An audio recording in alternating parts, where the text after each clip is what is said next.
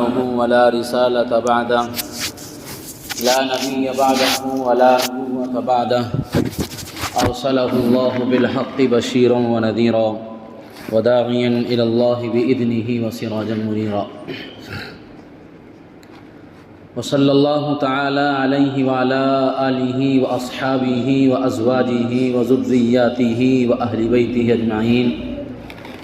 وسلم تسليما كثيرا كثيرا كثيرا أما بعد أعوذ بالله من الشيطان الرجيم بسم الله الرحمن الرحيم النبي أولى بالمؤمنين من أنفسهم وأزواجه أمهاتهم وقال تعالى لقد كان لكم في رسول الله أسوة حسنة وقال تعالى يا أيها الناس إني رسول الله إليكم جميعا صدق الله العلي العظيم وصدق رسوله النبي الكريم ونحن على ذلك لمن الشاهدين والشاكرين والحمد لله رب العالمين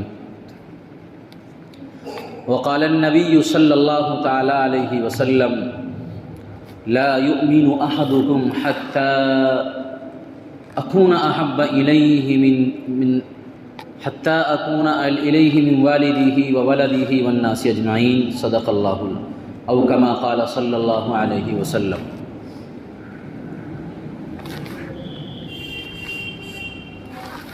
معزز حاضرین، بزرگان دین، نوجوان ساتھیو،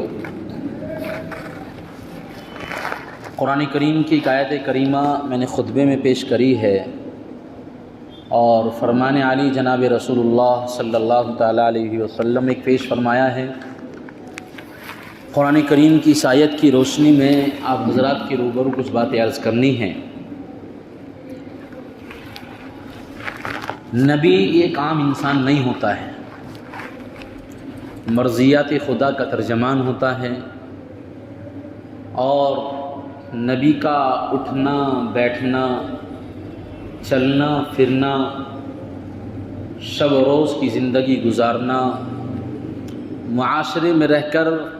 اپنے اور پرایوں کے ساتھ سلوک کرنا، اور اسی طرح سفر و حضر کی زندگی، یہ جو نبی کی ہوتی ہے یہ مشعل راہ ہوتی ہے۔ یعنی اس نبی کے ماننے والے، اس نبی کے پیروکار، اتباع کرنے والوں کے لیے ایک ہدایت کا راستہ ہوتا ہے۔ یہی وجہ ہے کہ اللہ کے نبی صلی اللہ علیہ وسلم کا کسی بات پر بول جانا یہ بھی دلیل ہوتی ہے، اور کسی بات پر خاموش ہو جانا یہ بھی دلیل ہوتی ہے۔ تو نبی کی حیثیت ایک عام انسان کی نہیں ہوتی ہے، نبی اعلیٰ درجے کا ہوتا ہے، اس کا حسن و جمال بھی، اور اس کے عادت و اخلاق بھی، اس کے ادوار بھی،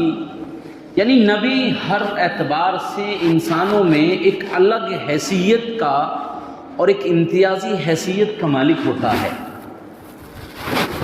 اسی لیے اللہ کے نبی صلی اللہ علیہ وسلم جو سب سے آخری نبی ہیں، سید الانبیاء، امام الانبیاء ہیں، اکمل الانبیاء ہیں، اشرف الانبیاء، جو ہمارے اور آپ کے حصے میں آئے، ان کی ذات اعلیٰ محتم بالشان نبی ہے۔ ان کی ذات پر بات کی جائے تو زمانہ گزر جائے گا، لیکن ان کے صفات اور ان کے حسن اخلاق اور عادات کو بیان نہیں کیا جا سکتا ہے۔ لیکن آج کچھ تنگ نظر ذہن کے لوگ اور جاہلانہ زندگی گزارنے والے وہ رسالت پر کیچڑ اچھالتے ہیں، جس سے کہ ایک ایمان والے کو ماننے اور اتباع کرنے والوں کو بڑی پریشانی ہوتی ہے، اور ناموس کے لیے وہ جان کی قربانیاں دینے کے لیے بھی تیار رہتے ہیں۔ آج کچھ اسی طرح کے حالات ہمارے ملک ہندوستان کے چل رہے ہیں، اور ایک اعتراض جو بہت دھڑلے سے اور بہت زور و شور سے کیا جاتا ہے کہ یہ مسلمانوں کا نبی اور مسلمانوں کا رسول کیسا نبی ہے کہ جس نے ایک کم سن بچی سے نکاح کیا جس کی عمر 6 سال تھی۔ یہ کوئی نبی کا کام نہیں ہوتا ہے، ایک بچی سے نکاح کرنا یہ کہاں سے ایک نبی کو زیبہ دیتا ہے؟ تو آپ ذہن میں رکھیں یہ بات کہ یہ اعتراض کوئی نیا اعتراض نہیں ہے، یہ اعتراض اور اشکال بہت پرانا ہے، پہلے لوگوں نے بھی اعتراضات کیے اور اشکالات کیے، لیکن کیے اعتراض انہی نے کہ جن کو تاریخ سے کوئی واقفیت نہ ہو اور جن کو گزشتہ تاریخ کے بارے میں کوئی علم نہ ہو، تو ان کی زبانوں پر یہ اعتراض آ جاتے ہیں، جو تنگ نظر کے حامل ہوتے ہیں اور اپنی ذہن کے اندر شرارت رکھتے ہیں اور اپنی ذہن کے اندر ایسی ایک سوچ رکھتے ہیں کہ جس کا دین اور دنیا سے کوئی تعلق نہیں ہوتا ہے۔ ان لوگوں نے اعتراض پہلے بھی کیے اور آج بھی اعتراض کیے جا رہے ہیں، لیکن سوچنا یہ ہے کہ اگر ایک مسلمان کے سامنے، ایک ایمان والے کے سامنے کوئی ایک غیر ایمان والا یہ اعتراض کرے کہ آپ کے نبی نے 6 سال کی بچی کے ساتھ میں نکاح کیا، تو کیا آپ کو ہمارے پاس کوئی جواب ہے جو ہم ان کو جواب دے سکیں؟ جس کے ہم نام لیوا ہیں اور جس کی رسالت پر ہم فخر کرتے ہیں اور جس کی ناموس کے لیے ہم سڑکوں پر پہنچ کر اپنی جان کو نچھاور کرنے کے لیے تیار ہیں، کیا ہم نے ان سڑکوں پر آنے سے پہلے اس بات کو سوچا کہ ہم نبی کی جان پر اپنی جان قربان کرنے کے لیے تیار ہیں؟ آخر ہم نبی کے ماننے والے ہیں اور نبی کے نام لیوا ہیں، کیا ہمارے پاس اس بات کا کوئی جواب بھی ہے جو ہم جواب دے کر ان کو خاموش کر سکیں؟ تو بالکل زیرو نظر آتے ہیں ہمارے مسلمان ایمان والے۔ میں نے گزشتہ بھی اس جمعے میں بہت تفصیلی گفتگو کری تھی کہ دیگر چیزوں میں تو اپنی زندگی صرف کرتے ہیں، لیکن تحقیق کے لیے نہ ان کے اندر ایک شوق ہوتا ہے اور نہ تحقیق کے لیے وہ ذرا سا اپنا وقت خرچ کرتے ہیں، دیگر واہیات میں، فضولیات میں، رسومات میں، بدعات میں اپنی ساری زندگی صرف کر دیتے ہیں۔ بچپن سے 55 کو پہنچ گیا ہے، لیکن اس کی زندگی میں کبھی ایمانی تاریخ کا کوئی مطالعہ نہیں ہوتا ہے، صحابہ کے طرز کا اور صحابہ کے ادوار کی زندگی کا کوئی نقشہ نہیں ہوتا ہے، اور نبی کی تاریخ اس کے ذہن میں تو آتی بھی نہیں ہے۔ بعض ایمان والے تو ایسے بھی مل جائیں گے جو مسلم حقیقت ہے، جس کا انکار نہیں کیا جا سکتا ہے کہ صحیح معنی میں یہ بھی معلوم نہیں ہے کہ ہم کس کی امت میں زندگی گزار رہے ہیں، اور باضابطہ اس کا پریکٹیکل ہم نے کیا خود۔ ہم جس وقت مظفر نگر کا فساد ہوا تو ہم اپنے گاؤں سے ایک بڑی DCM بڑی گاڑی کچھ راشن کا اور کچھ دیگر چیزوں کی لے کر گئے، اس میں کچھ ہمارے پاس کیش بھی تھا کہ بھی بہت سارے ہمارے مسلمان پریشان ہیں، اور اس حدیث کو سامنے رکھتے ہوئے اللہ کے نبی نے فرمایا کہ تمام ایمان والے ایک جسم کی مانند ہیں، اگر انسان کے ہاتھ کو تکلیف پہنچے گی تو ساری انسان کے جسم کو تکلیف پہنچے گی۔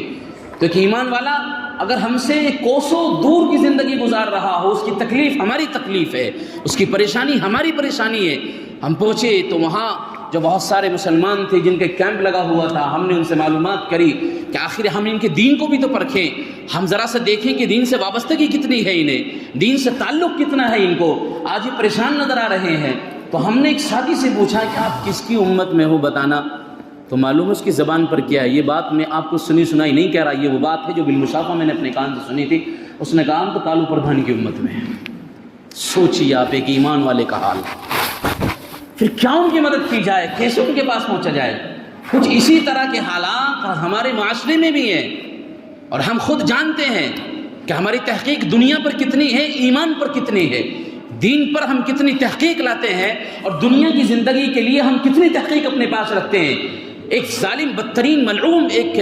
فلم ایکٹر کی زندگی کا سارا راز ہمیں معلوم رہتا ہے، لیکن کیا وجہ ہے کہ ہم نبی کی تاریخ سے واقف نہیں ہوتے ہیں۔ دنیاوی اعتبار سے ایک اسٹار کھلاڑی کا ہمیں کوئی ریکارڈ مل جائے اور ہمیں کھیل سے وابستگی ہے، ہمیں کرکٹ سے دلچسپی ہے،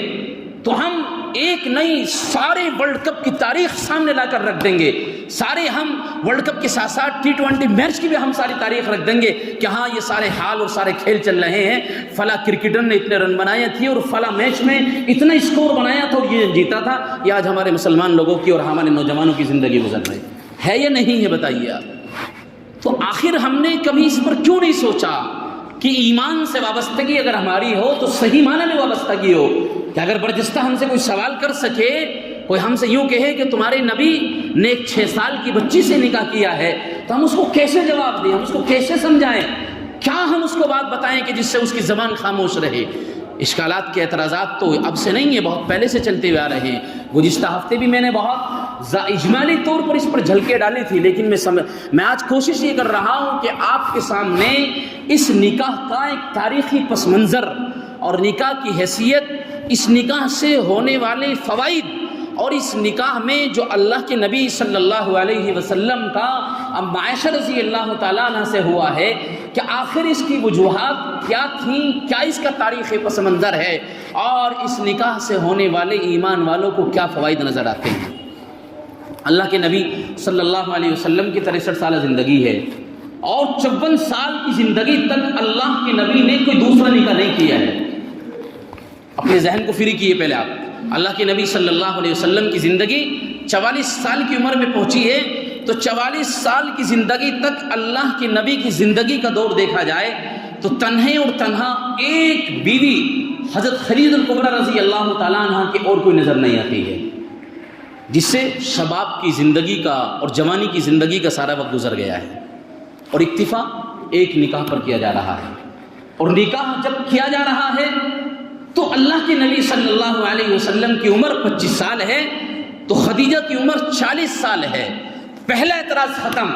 اگر یہ جاہل اور تنگ نظر کے حامل اور اپنی زبانوں اور اپنی ذہن میں سوچ رکھنے والے اور گندی سازش کو رچانے والے اگر اعتراض کریں کہ نبی نے خواہشات کی بنیاد پر نکاح کیا ہے، تو ان کو کہا جائے اگر نبی خواہش کی بنیاد پر نکاح کرتا تو اپنی شباب کی زندگی اللہ کا نبی ایک عورت کے لیے نہ گزارتا۔ اور اللہ کے نبی صلی اللہ علیہ وسلم باوجود اس کے کہ احسن ہے، اجمل ہے، اکمل ہے، اور اللہ کے نبی کی زندگی کا حال یہ ہے، پورا قرآن کریم بڑھا پڑا ہے اللہ کے نبی کی شان اقدس میں، اللہ کے نبی کی تعریف کر رہا ہوتا ہے۔ اگر نبی کے لیے جہاں یہ ہے النبی اولا بالمؤمنین من انفسهم وازواجہ امہاتہم، جہاں قرآن نبی کے لیے کہتا ہے نبی تمہیں اختیار ہے جو چاہے کر سکتے ہو، اللہ کے نبی باوجود اس کے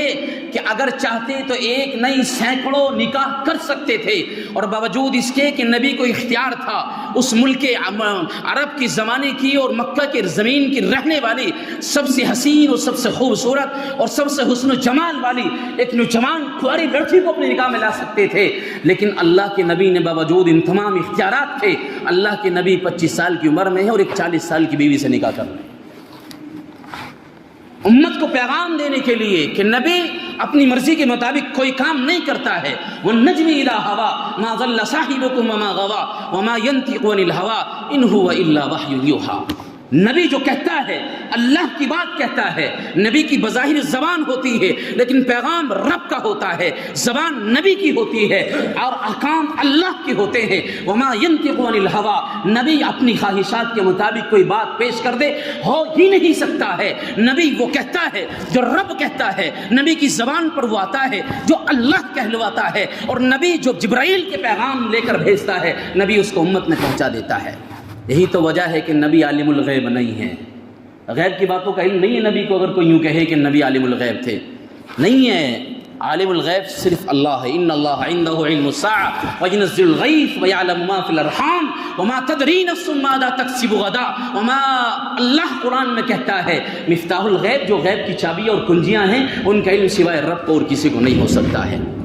تو عزیزوں، اللہ کے نبی صلی اللہ علیہ وسلم کی 54 سال کی زندگی، خدیجہ الکبریٰ رضی اللہ تعالیٰ دنیا فانی سے جو ہے رخصت ہو گئی ہیں، چلی گئی ہیں، اور اب حضرت خولہ رضی اللہ تعالیٰ عنہ اللہ کے نبی کی خدمت میں حاضر ہوتی ہے۔ حضرت سودہ رضی اللہ تعالیٰ عنہ اور ام عائشہ رضی اللہ تعالیٰ عنہ، ان دونوں کی نکاح کے پیغام کو آپ علیہ الصلاۃ والسلام کی خدمت میں پیش کیا۔ ظاہری اشارہ، اللہ کے نبی نے سودا کے نکاح کو برجستہ قبول کیا، اس لیے کہ سودا ہم عمر تھی، اللہ کے نبی کی عمر کے مطابق ان کی عمر تھی، اور عائشہ چونکہ 6 سال کی تھی، لیکن روایات سے علم ملتا ہے، بخاری شریف کی صاف طور پر روایت نظر آتی ہے، اللہ کے نبی علیہ الصلاۃ والسلام نے اس کو قبول کیا، اور عائشہ کی عمر 6 سال ہے، ادھر اللہ کے نبی کی عمر 54 سال ہے، اور پیغام حضرت خولہ دیتی ہے، سودا کی نکاح کا بھی دیتی ہیں، عائشہ کے نکاح کا بھی دیتی ہے۔ اللہ کے نبی صلی اللہ علیہ وسلم نے دونوں کو قبول کر لیا۔ لیکن کیا خواہشات کی بنیاد پر آپ اندازہ کر سکتے ہیں 54 سال کی زندگی میں آدمی کہاں پہنچ جاتا ہے؟ اگر خواہشات کا مسئلہ ہوتا تو نبی ساری شباب کی زندگی یوں نہ گزارتے۔ ایک بیوہ اور مطلقہ حضرت خدیجہ رضی اللہ تعالیٰ عنہ، 40 سال کی بڑھیا کو اپنے نکاح میں لاتے، 25 سال کے ایک نوجوان اللہ کے نبی صلی اللہ علیہ وسلم۔ کوئی بھی اس کا جواب اور اس کے لیے کوئی دلیل کسی کے پاس نہیں ہے کہ نبی نے خواہشات کی بنیاد پر کیا ہو۔ پھر کیا کیوں؟ ہاں، حکمت کی بنیاد پر، اور مصلحت کی بنیاد پر اور حکم الہی کی بنیاد پر بخاری شریف کی روایت سے ملتا ہے اللہ کے نبی صلی اللہ علیہ وسلم کے لیے اللہ رب العزت والجلال کا حکم تھا کہ عائشہ سے اپنا نکاح کریں۔ عائشہ سے نکاح ہوا 6 سال کی عمر میں، لیکن رخصتی جب نہیں ہوئی، ام رومان جو ام عائشہ کی والدہ محترمہ ہوتی ہے 9 سال کی عمر ہوئی ہے، اللہ کے نبی کی خدمت میں پہنچا دیا رخصتی کر کے۔ یہ اعتراض کرنے والے تنگ نظر کے حامل جاہلیت کی بنیاد پر جو اعتراض کرتے ہیں، اگر وہ یہ کہیں کم سن کی بنیاد پر نکاح ہوا تو 6 سال کی عمر میں اللہ کے نبی کی خدمت میں رخصتی کیوں نہیں ہوئی ہے؟ 6 سال کی ام عائشہ ہے، نکاح ہونے کے بعد رخصتی کیوں نہیں کرائی گئی؟ ام عائشہ کو کیوں نہیں بھیجا گیا؟ لیکن 6 سال کی عمر میں نکاح ہونے کے بعد 3 سال کے بعد 9 سال کی عمر ہوتی ہے اور اما عائشہ کو رخصت کر دیتی ہے۔ اس بات کو بتلانے کے لیے یہ کوئی غلط بات نہیں تھی، عام سی بات تھی، مکے پر رہنے والے ہر ایک جانتے تھے۔ آپ سوچئے کفار مکہ نے کیا کیا اعتراض کیے، کبھی نبی کو مجنون کہا، کبھی جاہل کہا، کبھی دیوانہ کہا، کبھی نبی کو کہا یہ ساحر کردہ ہے، کبھی نبی کو کہا یہ مجنون ہے، کبھی کہا پہلے لوگوں کی قصے کہانیاں سناتا ہے۔ کہ کفار مکہ کے لوگ جو نبی کے مخالف تھے اگر راستے میں جا رہے ہیں تو نبی کے چہرے اقدس پر تھوک رہے ہیں، اگر راستے میں جا رہے ہیں تو مکے کے اوباش قسم کے لوگ نبی کی گردن پر رسیاں ڈال کر کھینچنے لگتے ہیں، نبی نماز پڑھ رہے ہوتے ہیں تو پریشانیاں دیتے ہیں، حتی الامکان انہوں نے پریشانیاں دی۔ لیکن آپ تاریخ کا مطالعہ کیجئے اور ساری عرب کے لوگوں کی تاریخ نگال لیجئے، اگر کسی بھی ایک عرب کے لوگ نے یہ کہا ہو کہ نبی نے 6 سال کی عمر میں عائشہ سے نکاح کیوں کیا، سوچیں آپ۔ وہ سب تو اعتراض کر رہے ہیں، ہر ایک چیز کا اعتراض کر رہے ہیں محمد کے لیے، لیکن کیا تمہاری ذہنیں اتنی کشادہ ہو گئی ہیں؟ جو مکے کے رہنے والے نبی کے دشمن ہوتے تھے اور نبی کے دین پر ایمان پر کیچڑ اچھالتے تھے، ان کی زبان پر کبھی الفاظ نہیں آئے کہ نبی نے 6 سال کی عمر میں عائشہ سے نکاح کیا۔ یہ بھی تو ان کے لیے کیا اعتراض ہونا چاہیے تھا، لیکن نہیں ہوا۔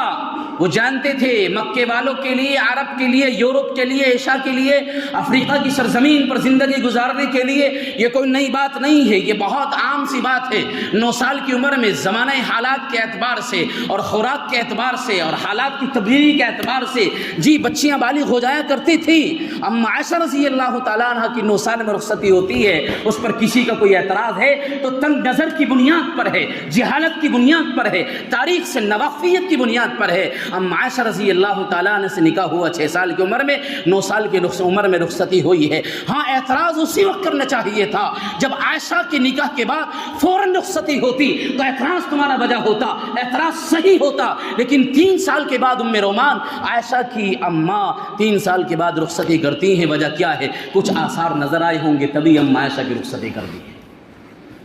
یہ تو اما عائشہ رضی اللہ تعالیٰ عنہ کا نکاح ہے اللہ کے نبی صلی اللہ علیہ وسلم کا، اس وقت میں یہ کوئی نئی بات نہیں ہوتی تھی۔ یہی وجہ ہے مکے پر رہنے والے کی کسی کی زبان پر کوئی اعتراض نہیں آیا، ہر ایک طرح کا اعتراض انہوں نے کیا ہے۔ کبھی کہتے نبی تم کیسے نبی ہو سکتے ہو، فرشتہ کوئی آئے ہم سے کہے یہ نبی ہم تب یقین کریں گے،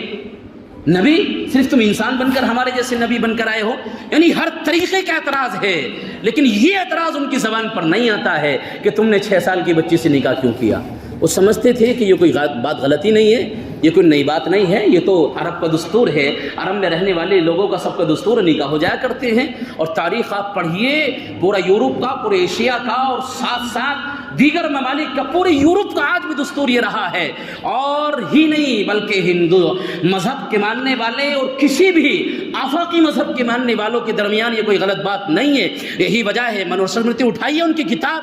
کتاب میں یہ بات لکھی ہوئی ہے کہ بچے کے بالغ ہونے سے پہلے نکاح کر دیجئے۔ وہ بالغ ہو گئی، ایام حیض شروع ہو گئے تو اس کا وزن اس کے باپ پر ہوگا، گناہ اس کے باپ پر پڑے گا۔ یہی وجہ ہے کہ خود ان کی ماننے والی کتاب میں یہ بات لکھی ہوئی ہے کہ آپ اپنی بچی کا نکاح اس کی بلوغت سے پہلے ہی کر دیجئے۔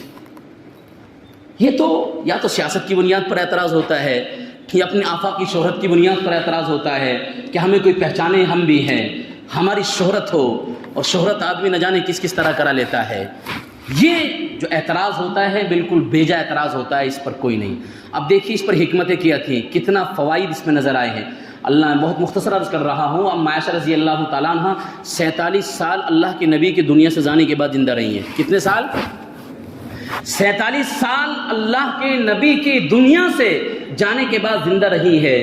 ذہانت کا حال یہ تھا، ذہین اور کمال اتنی تھی۔ اللہ کے نبی صلی اللہ علیہ وسلم کے ساتھ نکاح ام عائشہ کا اسی لیے ہوا کہ اللہ کے نبی دنیا سے جائیں، 63 سال کی عمر میں چلے گئے، اور پھر ایک لمبے زمانے تک نبی کا دین اور نبی کے پاس جو ایک علم تھا وہ پہنچے جہاں مرد حضرات علم دین حاصل کرنے میں آگاہ تھے، کوئی عورت بھی آنی چاہیے۔ وہ ام عائشہ رضی اللہ تعالیٰ عنہا تھی۔ مفسرین کی جماعت ہوتی ہے، محدثین کی اصطلاح میں کہا جاتا ہے، جنہوں نے 1000 حدیث سے زیادہ اللہ کے نبی سے روایت کری ہو۔ جہاں 6 مرد ہیں اس میں ام عائشہ رضی اللہ تعالیٰ عنہ کا بھی نام آتا ہے۔ 7 ایسے افراد ہیں جن کو مفسرین محدثین احادیث کہا جاتا ہے، جنہوں نے 1000 سے زیادہ، اور ام عائشہ رضی اللہ تعالیٰ عنہ سے 350 صحابہ اور تابعین نے علم حاصل کیا۔ علم کا حال یہ تھا، تقوی کا حال یہ تھا، اور فقہ اور فہانت کا اور ذہانت کا حال یہ تھا کہ بڑے